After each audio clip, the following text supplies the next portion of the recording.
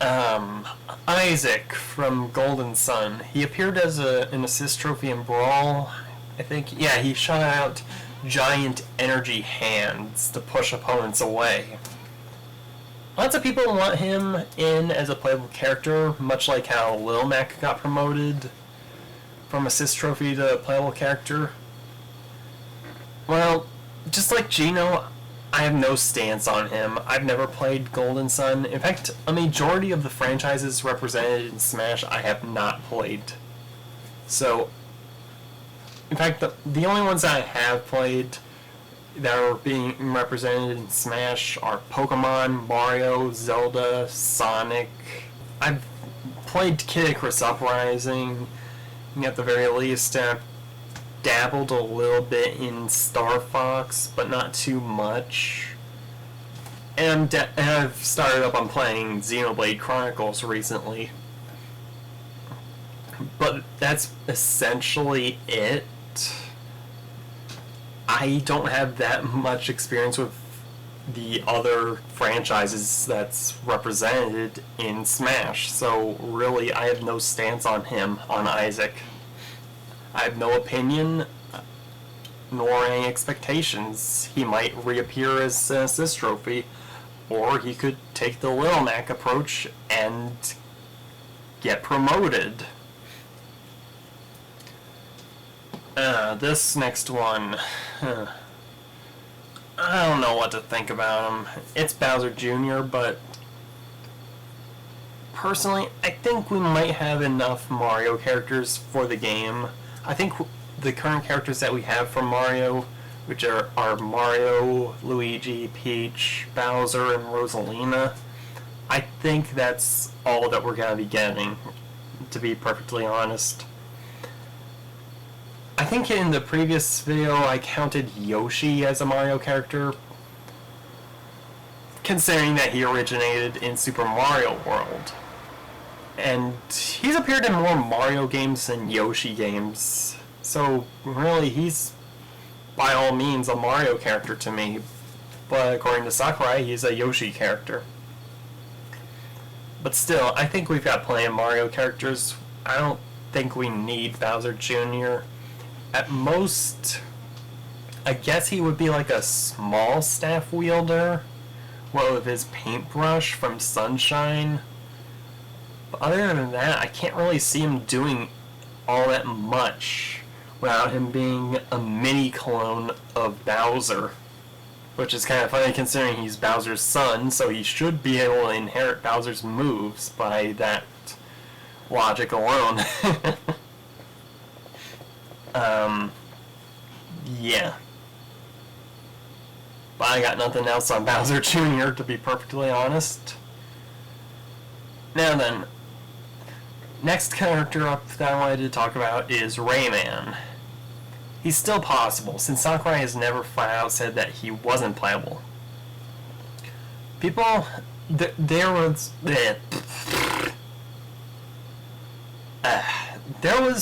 this one press conference, I think, over Tech Demo,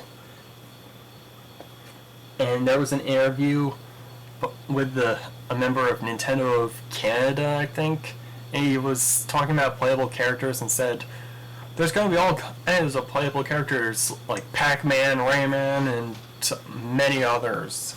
And he kind of let it slip that Rayman is in the game. Now then, they caught this and stated in another interview that they were just simply referring to the Rayman trophy revealed earlier.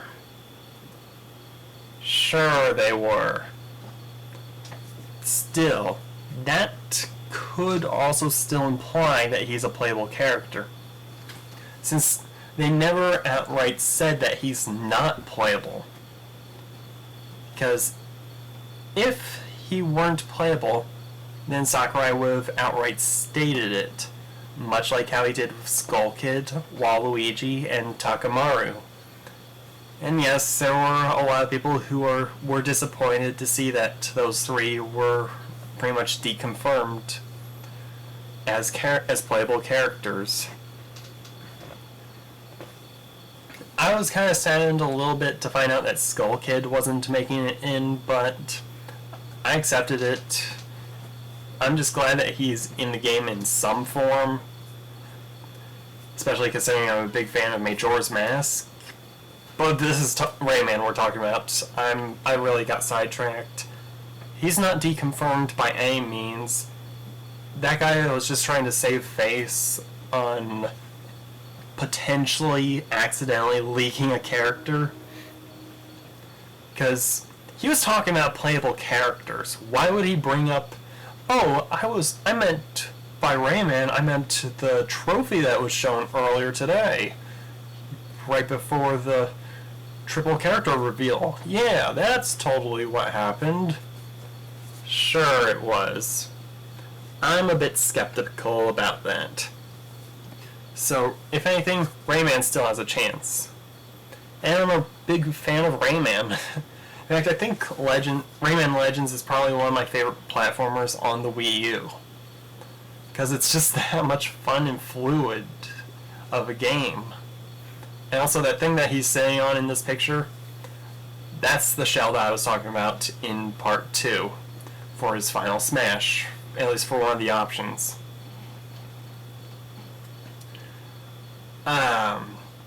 Dark Pit.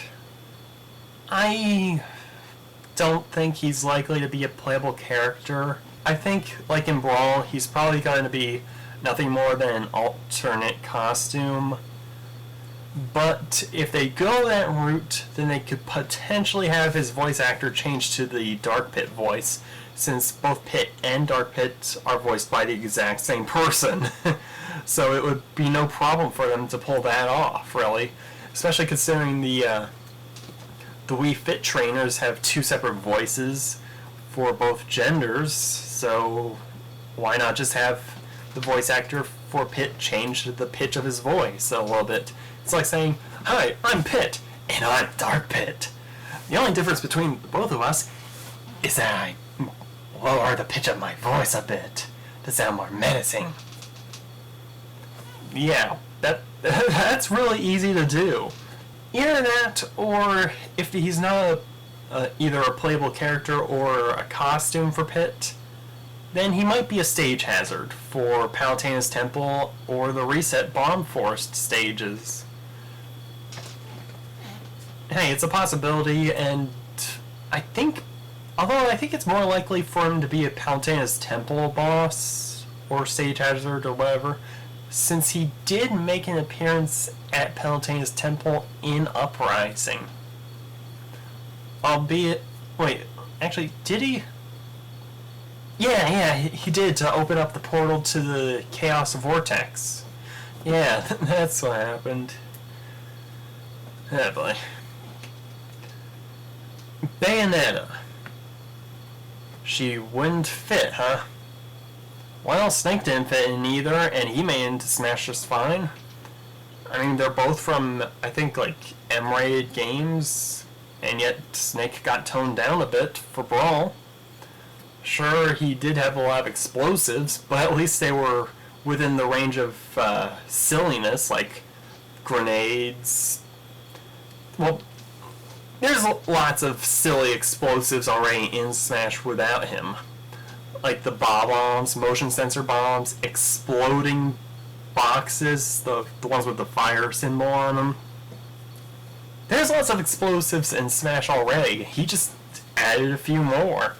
So I really don't see why Bayonetta would be such a big deal. In fact, she'd bring something unique to the game. At least I think she would. And yes, I kind of derped up when I said her megaton attacks when it was actually her gigaton attacks. Simple mistake. I probably should have fixed that in editing, but ran out of hard drive space at the time of making that last video. This one I just thought of right before. The Inklings from Splatoon could make it a nice little addition to the triple question mark spot. Now, you might be thinking, they haven't even had their game released yet. It's set for a release in 2015, which is next year. That's true. However, it would be a similar scenario for Roy, because Roy didn't debut in Fire Emblem, technically. He actually debuted in Melee as a means of promoting his upcoming game at the time. And, yeah, they could do the same thing again with Splatoon and have the Inklings. The one that I have right here next to Bowser Jr. is just the first one that I found on Google Images. It could be any of the various designs, and each of their alternate costumes could be of the different colored ink that the Inklings use. Like, we could have this orange one, the blue one, the green one, the purple one. There was purple, right? I'm pretty sure there was. Now then, on to the topic of Ridley. I think, just as one last thing that I wanted to mention on the size debate for Ridley, why are people even arguing about his size? Size is pretty much not even a factor for Smash. It never has been. Otherwise than a lot of the characters that we know and main a lot would be unplayable. Like, Pikachu wouldn't be nearly as tall as Mario, now would he? In fact, Kirby is 8 inches tall. You could probably hold a Kirby in the palm of your hand. In fact, actually, you can literally hold Olimar in the palm of your hand at his canonical size, which is only like 3/4 of an inch. In fact, I could probably hold like 10 Olimars in my hand if I wanted to. But yeah, also, I wanted to mention that Ridley's size on the first Metroid, I don't think that his size was so small due to hardware limitations. I think that was a design choice. If you're confused by what I'm talking about now, which I kind of say that a lot in these Smash videos, which I now realized, oh man, I really do that a lot. There have been bigger bosses on NES games. Most notably are the Mega Man games. In each of the Wily Castle stages, there's these huge boss enemies, like the Mecha Dragon, the Yellow Devil. Hey, here's a boss in the Wily Castle stage. Nice little segue there. Or something. It's associated with with Smash. He's in Smash. The Mecha Dragon, Yellow Devil, any of the 6 Wily machines, those things are gigantic. They take up like a third of the screen to half the screen, and I think in like Mega Man 3 or 4, there's this robot called Gamma, who's pretty much the background of the stage, and he has a lot of moving parts. And the only parts that you can actually interact with are his arms that come from the sides, or his head, which is the weak spot. Those things are all gargantuan compared to Ridley in Metroid 1, and those were all on the same exact system. Unless the hardware limitations that people are talking about is sprite flickering, then there's no problem with having a big boss in an NES game, because it can handle really big sprites. In fact, if you were to make an 8-bit version of the Metroid Fusion or Super Metroid Ridleys, you could easily use those. The only downside would be a bit of sprite flickering, which admittedly the classic Mega Man games are a little bit notorious for.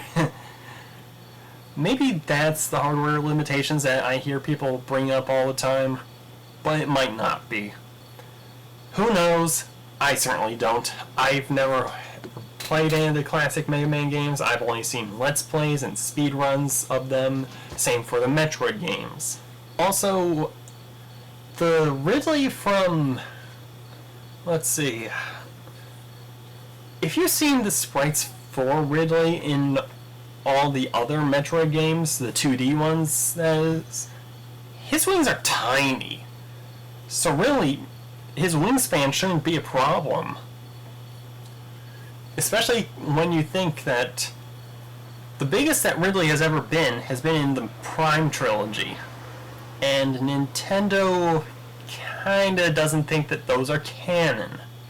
In fact, they've officially gone on record and said that the Prime games are non-canon. So yeah, the largest incarnations of Ridley are all in non-canon games. According to Nintendo, of course. So yeah, we've got so of all the canon Ridley appearances, he's usually either just ranges from either slightly taller than Samus, like in Metroid 1, or just barely twice her size.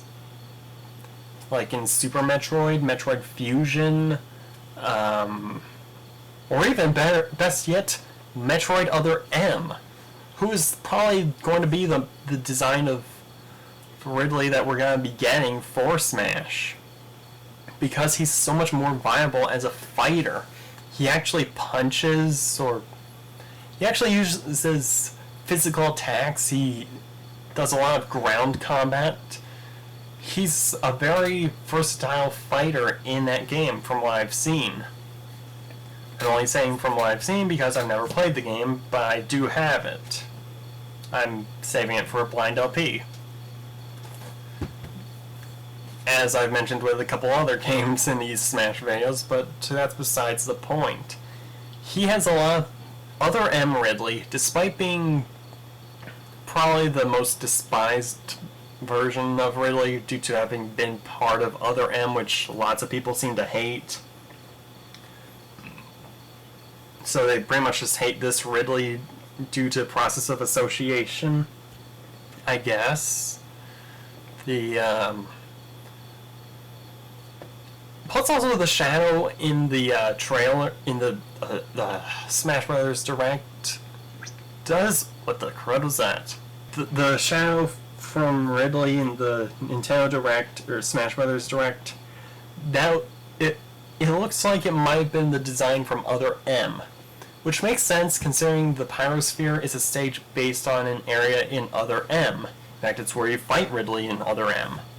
And Samus is based on her power suit is based on the Other M design, with the much sleeker design, the smaller shoulder pads, which admittedly those did look kind of ridiculous in Brawl.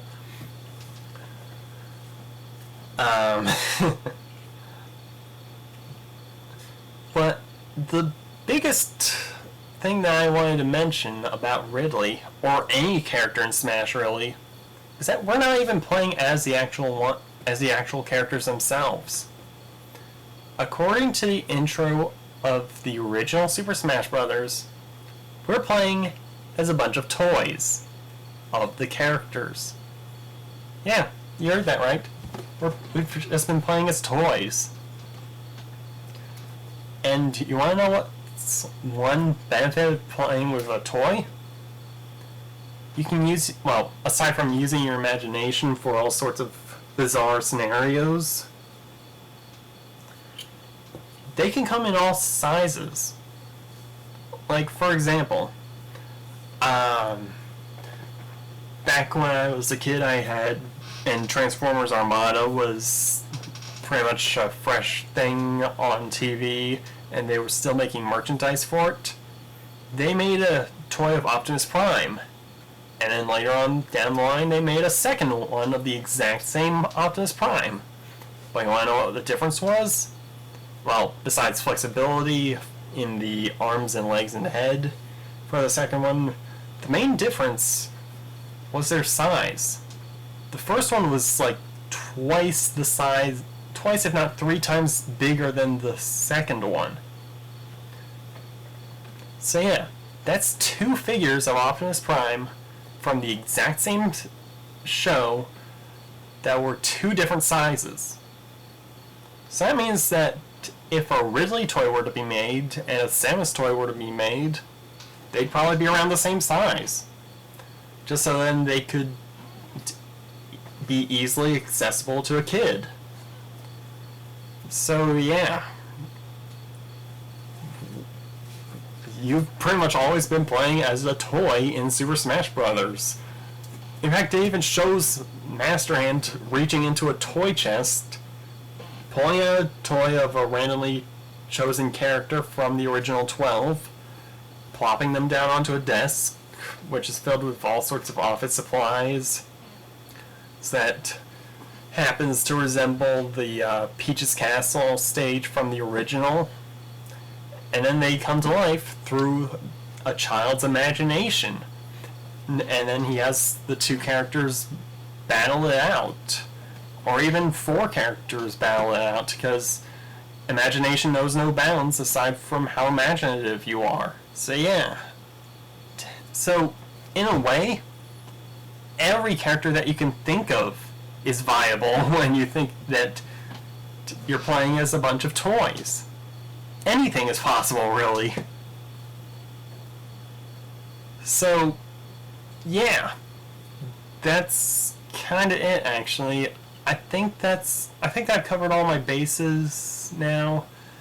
Although for Ridley's design, I still think that it might be possible that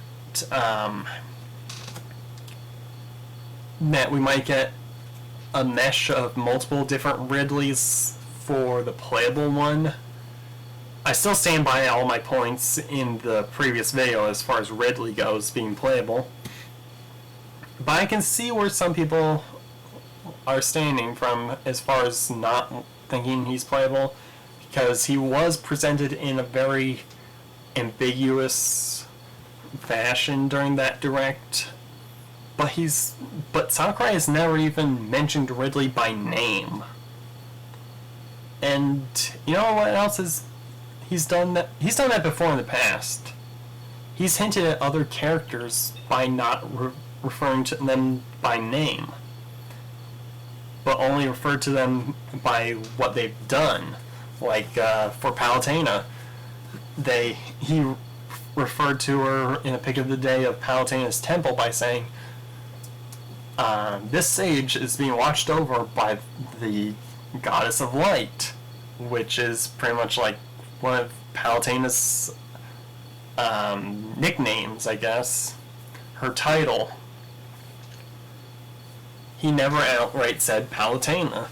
And he even acknowledged that there were leaked pictures of Palutena for the 3DS version the day after they were leaked, by posting a picture of the 3DS version with, I think, like Peach and Zelda, or maybe it was Rosalina and Zelda. I just know that it was two princesses at the Reset Bomb Factory with Verity in the background. And it was a Kid Icarus Uprising stage with a goddess in the background. So he teased that way too. And also think of it this way. We've gotten over 60 pictures of the day, or at least 60 pictures featuring the Pyrosphere, and several bits of gameplay footage, and the only one that actually had Ridley in it was the infamous one that I showed multiple times in the last video. Yeah. In fact, he even showcased the, actually, no, I don't think that would be a valid point, considering there's no stage hazards in Final Destination mode. But he went into extreme detail for the Yellow Devil, like telling what it could do, strategies against it, what would happen if you defeated it. He went into so much detail about the Yellow Devil, but then said absolutely nothing about Ridley. Why would he do that if Ridley's a boss? As far as bosses go, and people thinking that Ridley might be a boss of the Pyrosphere, and for everyone like me that believes that Ridley is playable. In fact, I'm almost certain that he's playable. Maybe, and just roll with me here, maybe the Pyrosphere stage doesn't have a boss. Yeah, wild concept, huh? The stage not having a boss at all. Maybe because he said that other boss characters appear in other stages, but he was still on the train of thought of the Yellow Devil and Wily Castle. In fact, if you were to put that audio of boss characters appear in other stages, not just this one, over top that commentary-less footage of the Yellow Devil being fought by the other characters, it would fit. It would fit there just fine. It really would. But yeah, maybe the Pyrosphere just doesn't have a boss to it.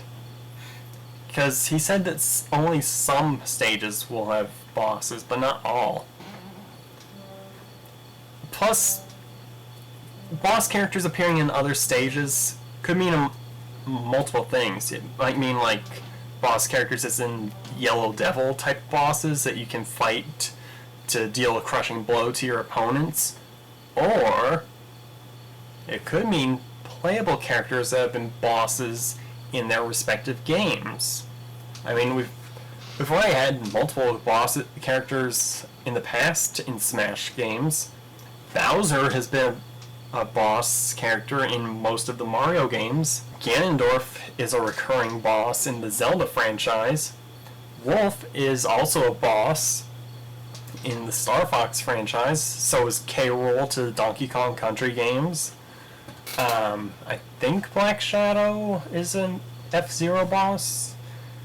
I don't really know. I didn't look too much into F-Zero. I just looked up F-Zero villains and found Black Shadow.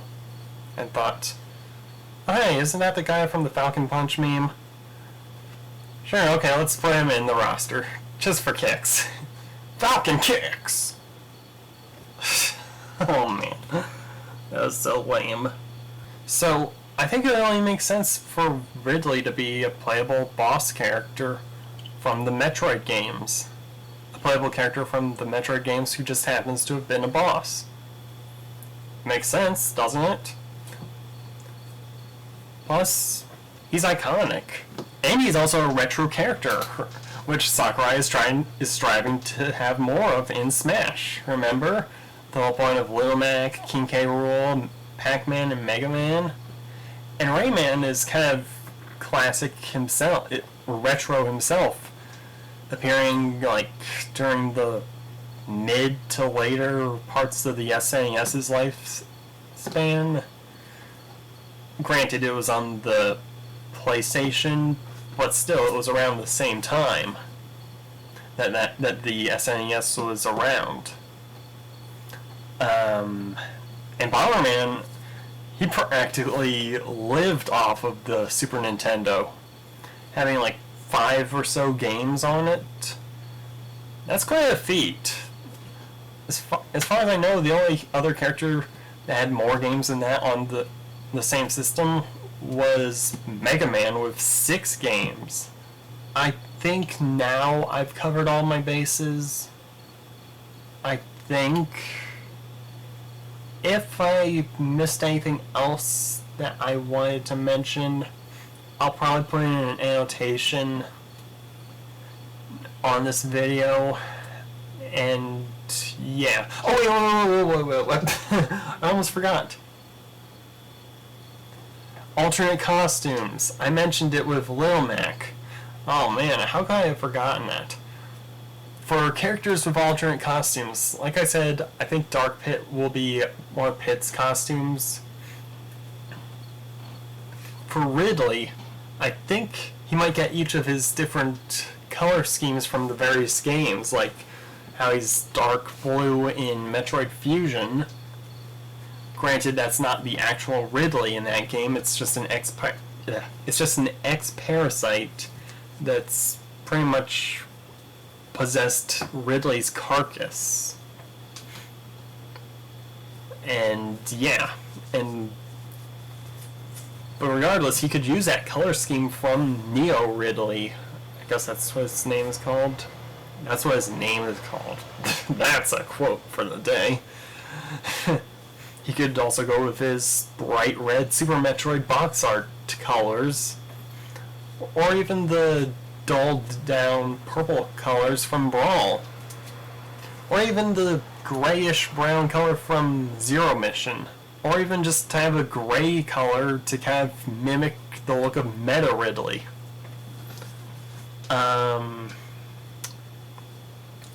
As for King K. Rool, he could have at least 5 costumes that are based off of his various Donkey Kong Country appearances. The one that's right here, his scientist appearance, his pirate costume, his boxer suit, and that Mario Baseball Super Sluggers, whatever it's called, appearance. I don't know. For Rayman, he has a lot of options just from, well, I keep on mentioning Legends, but I'm gonna mention it one more time. From Legends, like the Dark Rayman costume, Rayman in a knight suit, or even Rayman in a Mario costume, because he has that in the Wii U version of Legends. Or even Disco Rayman. That would be hilarious to see. Crystal, I guess she could have like any of her various costumes as alternate ones from the Star Fox games, like the ones that she had in Adventures, Assault, Command, and I think the alternate ending cost appearance that she took on at the end of whichever game had the multiple endings feature to it, where she apparently took up on the identity of Cursed. I don't know, I just read that while I was looking for pictures of Crystal for this video, but yeah. I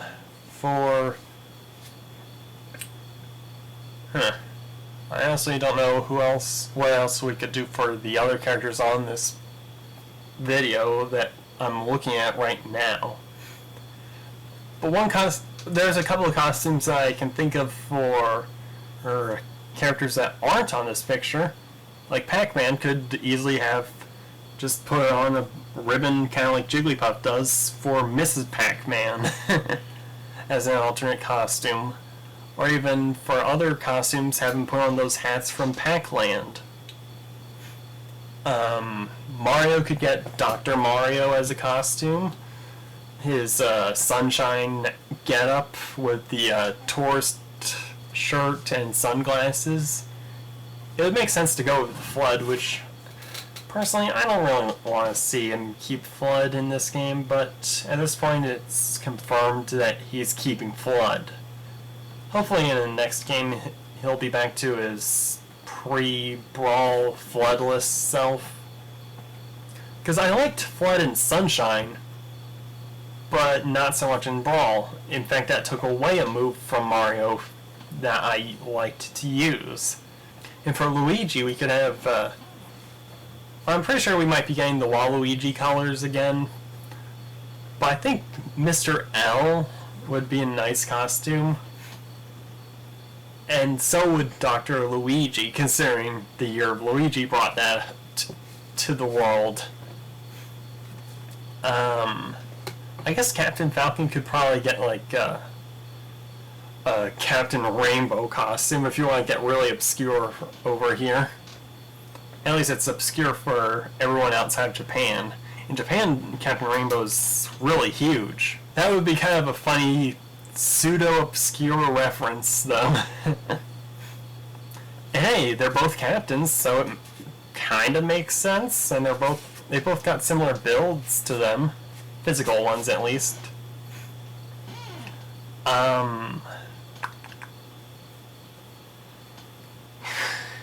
Peach, I guess maybe the wedding Peach from Paper Mario, Super Paper Mario, and also the Shadow Queen outfit from Paper Mario the Thousand Year Door, those could work.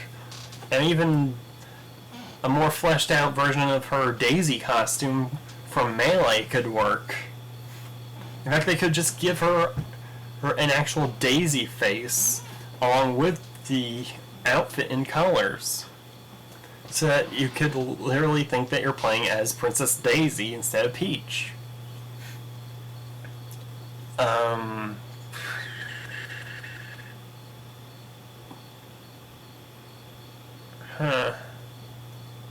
yeah, Dry Bowser for Bowser. And I'm out of ideas. But this is my last Smash video for a long while. See you later.